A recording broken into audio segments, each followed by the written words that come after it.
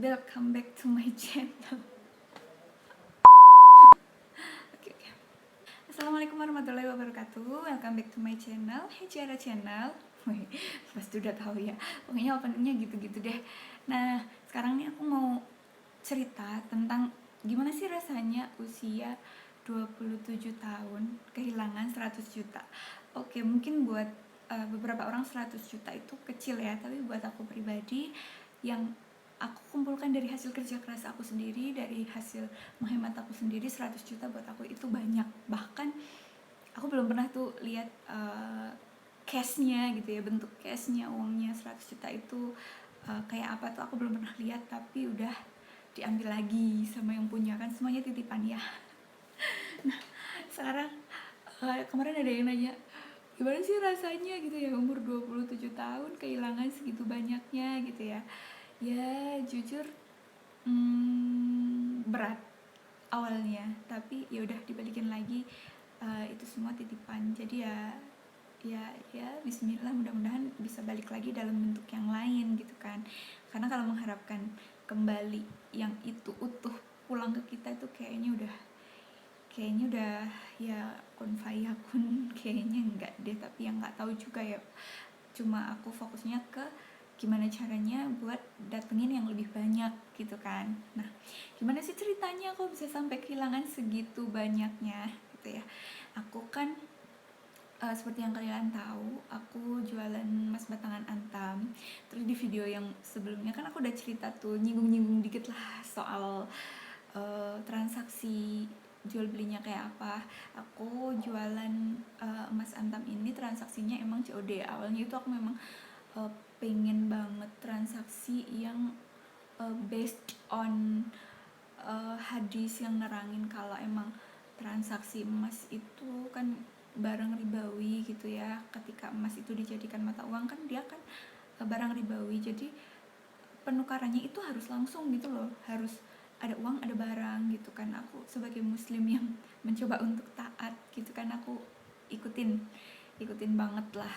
Aku nggak jualan online, cuma promosinya aja yang online gitu kan. Nah, disitulah ternyata ada kelemahannya. Kelemahannya ya karena aku nggak pertimbangkan matang-matang, kayak nggak bikin bisnis plan, nggak bikin pemetaan faktor resiko. Pokoknya aku ya bismillah, semuanya lillahi ta'ala, tuh aku niatnya baik, insya Allah tuh ketemunya sama orang-orang baik. Aku pegang prinsip itu. Ternyata guys, nggak selalu ketika kita baik, ketika kita nggak pernah ada niat sedikit pun niat jahat untuk sama orang lain, tapi belum tentu juga kita ketemunya sama orang-orang yang baik juga. Kadang kita juga diuji sama ketemu orang-orang yang jahat, bahkan kriminal gitu ya. Jadi kejadiannya itu aku inget banget, hari Jumat tanggal 9 Oktober. Sebelumnya ada orang by phone gitu kan, telepon. Dia awalnya ngobrol-ngobrol, bisa nggak kalau misal pesan segini gitu kan. Nah, sebelumnya nih karena aku tuh agak ada emosi apa ya, soalnya aku teman aku tuh pernah mau order ke aku gitu kan, karena aku yang 50 gram satu biji nggak ready gitu ya. Itu tuh dia tuh nanyanya sampai kayak seolah-olah kayak, ya aku sadar sih dia tuh pengen diyakinkan gitu ya, aku udah mencoba meyakinkan, tapi tuh dia kayak seolah-olah kayak, ih kayaknya bisa jadi gue bakalan ketipu sama Allah gitu kan. Sakit banget gitu ya, setelah aku udah punya stok gitu kan. Aku jadinya kan kayak setiap orang nanya ke aku punya stok nggak, bisa ngelayanin pembelian segini nggak, kayak gitu kan. Aku langsung ya aku udah bisa gitu loh, nggak yang kayak kemarin lagi yang sampai kayak ada yang ya mungkin secara nggak langsung kayak nganggep mungkin aku punya niat nipu atau apa gitu karena barangnya nggak ready gitu kan. Yang 50 gram satu biji itu rasanya tuh sakit guys. Nah dari situ tuh kayak ya aku ya qadarullah juga sih, jadinya aku nyetop gitu kan. Nah setelah nyetop ada orang yang telepon gitu ya, aku jawab aja bisa, kalau ngelayanin paling maksimal 100-150 gitu kan, insya Allah aku bisa nyediain gitu, ada barang ada uang gitu loh, yang sistemnya gitu, yang gak pre-order gitu kan. Ya karena sekali lagi aku sering banget diraguin gitu kan, dikiranya mau nipu lah karena barangnya nggak ready kalau mau pesen yang gede-gede gitu kan. Ya padahal kan ya resiko juga ya mau nyetok gede-gede gitu. Akhirnya aku adain lah buat melayani customer gitu biar pada percaya kayak gitu. Padahal ya sebenarnya ya ngapain sih kalau nggak percaya, ya udah sih harusnya kan gitu ya. Cuma kan aku greget sendiri loh, rasanya tuh emosi sendiri loh kalau kayak seolah-olah ketika ada yang nanya sama aku terus nganggapnya kayak aku tuh calon tukang tipu atau apa tuh, rasanya tuh. Nah dari situ tuh ya nggak tahu ya, akhirnya aku uh, jawab ke orang yang telepon aku itu, oke, ya aku bisa sediain segitu gitu kan. Awalnya dia pesen dulu 20 gram gitu ya di sebuah resto. Aku kesana COD, oke. Yang aku bodoh banget itu ya, aku nganggep bahwa kalau etnis tertentu itu pasti tajir, etnis tertentu itu pasti paham atau udah melek emas. Beda lah sama kayak aku yang mungkin baru melek emas tuh kemarin-kemarin gitu, yang mau beli emas aja maju mundur takut anjlok, padahal emas nggak pernah harganya anjlok. Nggak kayak saham gitu ya intinya gitu, tetap meskipun turun ya turunnya stabil, terus nanti juga naik lagi kalau per tahunnya juga naik gitu. Terus oke lah kita COD di resto, dia bayar cash yang 20 gram. Kemudian di situ aku nggak nyadar gitu loh, ditanya-tanya kerja di mana, suaminya kerjanya di mana. Ya basa-basi lah, basa-basi orang Indonesia menurut aku ya, itu ya basic banget, standar. Tapi ternyata guys, kayaknya tuh emang kita tuh jangan gampang ngasih informasi yang bener ke orang yang baru kita kenal. Ya ya seenggaknya nggak jangan bohong juga, kayak misalnya ngaku-ngaku oh suami aku polisi atau apa gitu ya, enggak ya, seenggaknya ya nggak usah dijawab, disenyumin aja gitu ya, sebatasnya aja profesional. Sekali lagi profesional di situ tuh harus kayak profesional, kaku gitu. Itu penting menurut aku untuk perdagangan yang barang-barang yang emang nggak murah gitu. Terus uh, di situ ternyata dia tuh udah pinter gitu guys. Di resto itu kan ada CCTV, tapi dia ordernya aku lagi itu setelah 8 hari, dimana CCTV itu filenya udah kehapus di resto tersebut. Terus dia minta lagi 100 gram gitu ya, di waktu itu senilai dengan 102 juta kan. Aku nggak tahu, aku cuma tahunya bentuk logam mulianya aja ya, ya segitulah bentuknya ya kan. 50 gram satu, 10 gramnya 4, 5 gramnya 2. Nah itu aku udah, itu awalnya dia ngeyel sih 150, tapi waktu itu tuh kebetulan yang 50 gramnya itu aku pecah keping-keping kecil-kecil, terus dia tuh nggak mau gitu kan. Ya untung nggak mau ya kan, ya kan, ya kan. Terus akhirnya udah dia bilangnya 100 gitu kan. Ya aku bilang nanti uangnya cash aja, soalnya kan aku takut ya guys kalau ternyata uang palsu atau apa. Aku nggak kepikiran macam-macam sih, kecuali kayak uang palsu gitu doang. Nah ternyata setelah aku sama suami aku nih datang ke sana, ngakunya tuh kontraktor.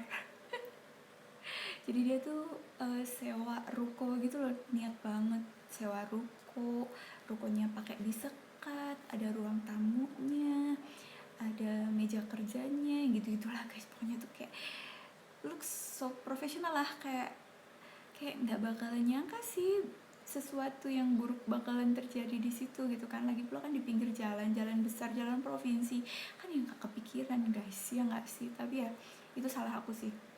Terus aku datang ke sana, aku masuk, begitu masuk pintunya kan ditutup ya. Aku kira ya karena dia mau ngeluarin uang banyak sama kita mau transaksi gede gitu, takut ada yang tiba-tiba masuk atau apa gitu kan.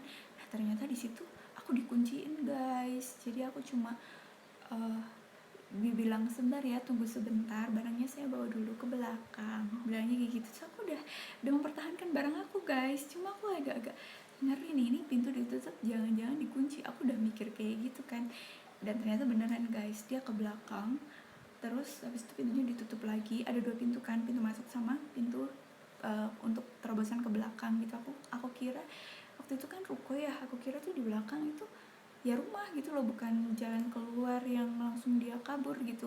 Aku mikirnya wah jangan-jangan ini di belakang itu banyak orang jahat. Jadi ya udah aku di situ diem daripada gimana kan, aku posisinya lagi hamil juga. Terus suami aku juga tak suruh nunggu di luar karena waktu itu tuh sebelum berangkat aku emang bilang kayak ya udah ada feeling, cuma ya aku kan positive thinking gitu ya, jadi suami aku nggak aku izinin masuk. Aku bilang bentar doang, lagi pula kan kelihatannya rukonya itu kaca transparan gitu.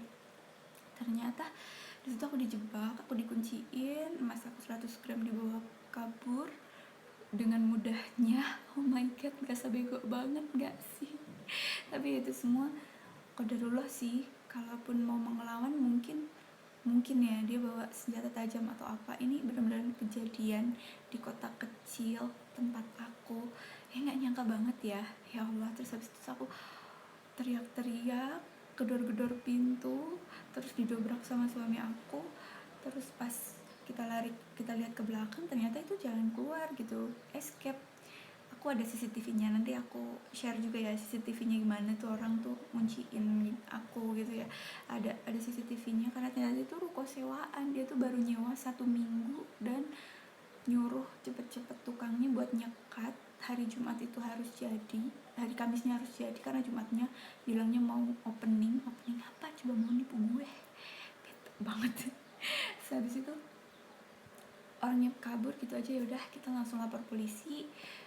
Tapi ternyata ya mungkin mereka udah sindikat ya, pas dilacak memang motornya itu ketahuan, jadi ada yang nungguin di luar gitu loh, naik motor habis itu kabur gitu. Ternyata motornya itu setelah dilacak sama polisi pun yang punya motor tuh udah meninggal gitu loh, dan namanya tuh mirip-mirip sama nama aku kan merinding takut gimana ya. Aduh, aku bersyukurnya sih aku nggak kenapa-napa. Terus cuma kehilangan kerugian material aja sama saat itu ya. Jelas aku shock ya, psikologis aku tuh tertekan gitu, gimana enggak, aku tuh mau lahiran, kebutuhan banyak, belum beli perlengkapan baby karena aku tunda-tunda ya, karena niatnya buat modal dulu gitu loh, biar nggak kejadian kayak orang mau beli aku nggak ada stok. Terus aku bilang mau nggak pre-order, malah dikiranya aku mau nipu, kan sakit ya. Aku tuh bila ini yang begitu-begitu loh, makanya aku belum beli baby sih. Tuh bodohnya aku aja sih sebenarnya, jangan diikutin ya pokoknya. Kayak aku tuh emang orangnya kalau misalnya kayak diremehin tuh kayak emosinya gitu loh, soalnya kan aku nggak ada niat sedikit pun buat jahat gitu ya, terus rasanya tuh sakit hati. Aduh, udah malah curcol. Habis itu ya udah, ngelewatin malam pertama kehilangan dan trauma itu berat banget rasanya tuh. Aku mikirnya ya Allah, aku yang penting tuh aku tuh nggak stres gitu loh, kasihan bayi aku yang di perut gitu kan, udah 8 bulan guys, aku hamil 8 bulan. Ya Allah, tuh perjuangan ke kota sama suami, ya sering lemes-lemes gitu, dengan gampangnya gitu loh 100 juta diambil. Ya gimana lagi gitu ya. Terus habis itu malam kedua masih kadang sesek, pokoknya kita banyak-banyakin sholat, banyak-banyakin zikir, sujud, dengerin ceramah-ceramah dari ustadz. Terus kita cara healingnya tuh kita lihat-lihat YouTube, lihat-lihat orang-orang yang awalnya ketipu miliaran, kayak Kevin Aprilio yang anaknya Adi MS ya. Terus kayak Dewa Eka Prayoga, terus kayak Bong Avan, tuh orang-orang besar yang awalnya dari ketipu juga, dari investasi bodong gitu dan lain-lain lah, intinya ketipu dan kehilangan uang. Kemudian ada Wirda Mansur juga yang kehilangan 27M gitu-gitu kan. Terus aku mikir mereka kehilangan MM-an, aku baru 100 juta, walaupun buat aku tuh itu gede banget ya, karena ya itu tuh sebenarnya juga pengen banget tak beliin mobil gitu loh, tinggal oke gitu, terus dateng gitu ke showroom terus ngambil gitu kan. Terus nggak jadi gara-gara ya itu tadi pengen nyetok tiap ada yang customer nanya ini, aku ridik gitu loh, biar oke, aku ini terpercaya gitu loh, pengen nunjukin kayak gitu. Karena ya karena emang aku nggak ada niatan jahat atau niatan apapun gitu loh, pengen jualan ini ya udah full pelayanan gitu loh, pengen full service istilahnya gitu. Ternyata adalah kejadiannya kayak gini. Jadi setelah kejadian ini akhirnya pelayananku agak menurun. Terus aku pikir-pikir ya udahlah, daripada misalnya COD gini kan sangat berisiko ya. Akhirnya aku memutuskan untuk transfer dulu baru aku antar. Buat yang percaya aja lah untuk saat ini. Kalau yang nggak percaya nggak order ya nggak masalah toh, daripada ntar aku yang kehilangan lebih banyak lagi kan, daripada aku yang nanggung resikonya sendirian kan. Jadi ya lebih baik oke lah kalau mau dianggap nggak begitu trusted atau apa, itu terserah toh. Orang yang emang benar-benar kenal kita, pelanggan-pelanggan yang emang udah pernah transaksi sama kita, tahulah kualitas kita kayak apa, tahulah gimana berjuangnya kita tuh untuk jaga amanahnya mereka gitu ya, duit orang gitu loh. Buat apa sih menurut aku, ya nggak sih, untung nggak seberapa, nanti efeknya di akhirat panjang, aduh ribet kan ya. Gitulah intinya. Jadi rasanya kehilangan 100 juta di usia 27 tahun, di tengah pandemi, di tengah aku selesai kuliah, yang mana aku tuh nggak tahu nanti bakalan kerja apa, dan aku tuh bakalan di rumah karena aku harus ngurus bayi. Ya itu cukup menantang dengan sisa-sisa yang ada. Ya akhirnya aku bismillah aja, percaya bahwa setelah kesulitan itu ada kemudahan. Aku percaya aja sama janji Allah. Ya udah sih, sekarang jalanin hidup cuma berbekal janji Tuhan aja gitu. Untuk yang 100 juta aku mikirnya gini, udahlah, mungkin itu investasi aku di akhirat. Insya Allah apa yang menjadi hak aku itu nggak pernah hilang, meskipun nggak bisa dinikmati di dunia, nanti insya Allah bisa dinikmati di akhirat. Oke, gitu ya, sekian sharingnya dari aku untuk gimana rasanya kehilangan 100 juta di usia 27 tahun. Makasih yang udah nyimak. Wassalamualaikum warahmatullahi wabarakatuh.